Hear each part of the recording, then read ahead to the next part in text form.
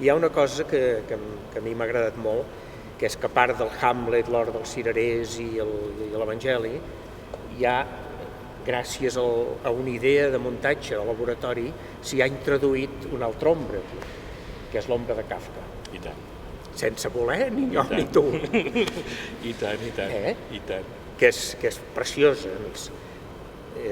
Ja els hi podem dir, perquè hi ha un moment que el protagonista s'asseu a la cadira i s'enfonsa, i es queda a dintre lligat, i no se'n pot moure, i després va 4 grapes amb la cadira a l'esquena, que és, en certa manera, jo de seguida dic, hosti, això és l'escarbat de Kafka, que a més va molt bé pel personatge, perquè ell té una situació mental, diguem-ne, que avui dia, fins i tot els joves que no han llegit mai Kafka diuen que és kafkiana. Exacte. I en el fons és molt bonic. La metamorfosi no deixa de ser un apocalipsi, i l'apocalipsi no deixa de ser un canvi de paradigma, el final d'una època i el començament d'una altra.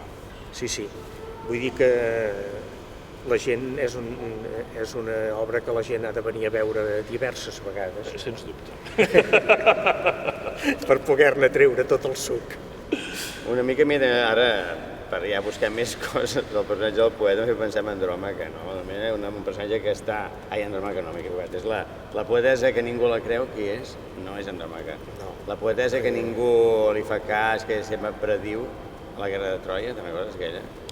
Cassandra. La Sibil·la Cassandra. Fa passar una mica la Cassandra, perquè al moment quan explica el món apocalíptic que ell veu que es transformarà la societat en aquest, jo crec que ningú li farà cas, d'alguna manera. No. És el destí dels poetes locals. Sí. Vas dient, quin disbarat. És això, el destí dels poetes locals.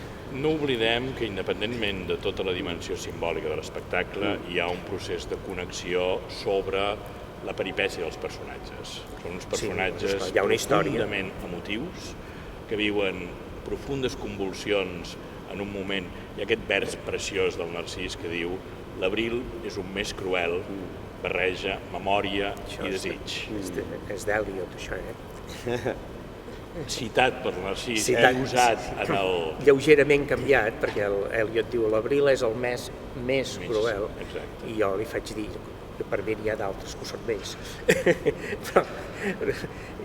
El Guillem diu l'abril és un mes cruel, però esclar, això està utilitzat simbòlicament, fa créixer el lilàs a les terres mortes, i d'aquí que terres mortes significa el país, i significa la casa, i significa tot. I llavors, doncs, com que la casa, a part de l'Hort de les Oliveres, té un jardí ple de lilàs que justament en aquestes dates estan tots florits, doncs va molt bé aquesta cita d'Eliot. I després l'utilització de la memòria i del desig.